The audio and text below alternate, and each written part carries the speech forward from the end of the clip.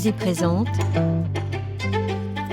La cuisinière des Kennedy de Valérie Patureau,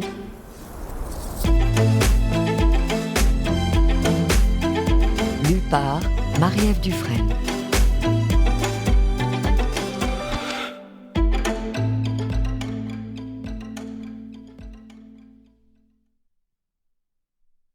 À Jean-Louis, toujours, à nos enfants et à Carole. La vie est un roman qui a besoin d'être réécrit. Julien Green. La littérature est la preuve que la vie ne suffit pas.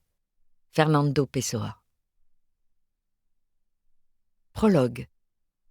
28 septembre 1999, Valréas, Vaucluse. Son tablier du dimanche. Elle avait dit « Il faudra me faire partir avec mon tablier du dimanche ». Lavé le lundi, il attend la fin de la semaine, amidonné sur l'étagère, au mi-temps de l'armoire en noyer. Dans la chambre, à une volée de marche de la modeste maison 52 route de Grillon, le parfum de l'essence de lavande l'emporte sur celui de la cire d'abeille qui fait pourtant luire les meubles cirés sous l'éclat des chandelles. Les rideaux imprimés de bouquets de myosotis sont tirés. André avait acheté ce tissu en quantité sur le marché un matin de mai, et la maison s'était ce printemps-là fleurie de la cuisine au grenier. Les jours avaient passé, les fleurs étaient restées.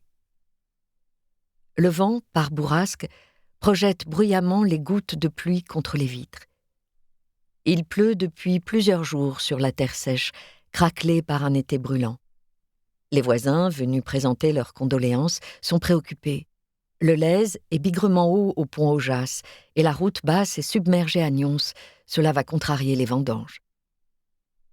André repose là, entre le brouhaha des conversations et les gouttes de pluie qui s'acharnent aux fenêtres. Si petite et légère, posée sur le couvre-lit en crochet, perdue dans son tablier blanc qui lui tient lieu de linceul. Ses cheveux gris, retenus par 2 peignes en écaille, ondule autour de son visage apaisé. Elle porte au cou le camée en agate, serti d'or jaune, acheté rue Mercière à Lyon avec un de ses premiers salaires, il y a bien longtemps. Quelqu'un a glissé entre ses doigts un chapelet de perles brunes. Cela l'aurait agacée. La foi d'André était bien timide, mais elle ne se serait pas fâchée. C'est comme ça aux enterrements, il y a des rites, il ne faut contrarier personne. C'est qu'elle en a suivi des corbillards, André. On ne vit pas à 90 ans sans mettre en terre des frères, des sœurs, des voisins, les uns après les autres. Même les chats et les chiens qui vous accueillaient et se frottaient contre vous les soirs frileux.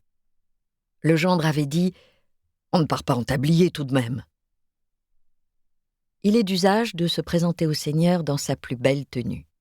Pour les hommes, un complet datant parfois d'un lointain mariage dont les coutures ont bien du mal à s'ajuster au corps vieilli.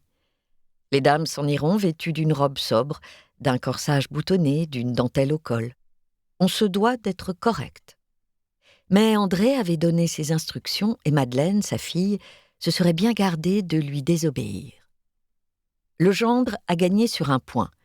Sa belle-mère ne quittera pas cette maison chaussée de ses vieilles pantoufles, de larges charentaises en flanelle de laine écossaise qu'André ne quittait jamais, même pour aller chez Leclerc.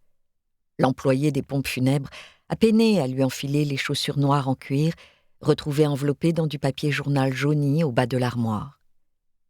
Madeleine, le corps épais et lourd, celui d'une vieille femme déjà, est assise dans le fauteuil de velours grenat sous l'unique fenêtre de la chambre. Sur les accoudoirs élimés, des carrés de dentelle. « La dentelle, mon péché mignon », aurait dit André avant d'éclater de rire, de ce rire aux accents de rocaille qui résonnent encore derrière les larmes de Corinne et Alain, ses petits-enfants. André, leur frère aîné, se tient à l'écart, épaules basses, appuyé contre le mur.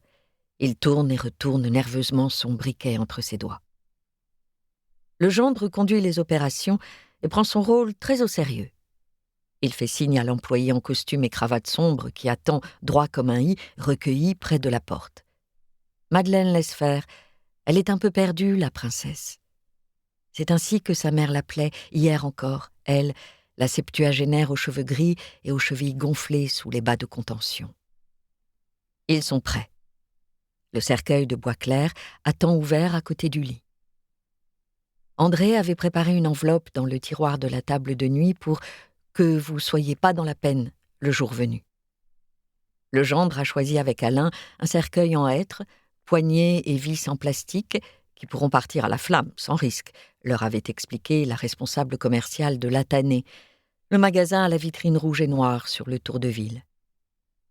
André ne voulait pas finir en terre, et l'urne serait déposée dans le caveau familial du gendre au cimetière de Colonzelle, car on ne savait pas trop quoi en faire. Une petite chose, toute légère. Nous espérons que vous avez apprécié cet aperçu. Pour continuer à écouter ce livre audio sur Google Play Livres, utilisez le lien dans la description de la vidéo.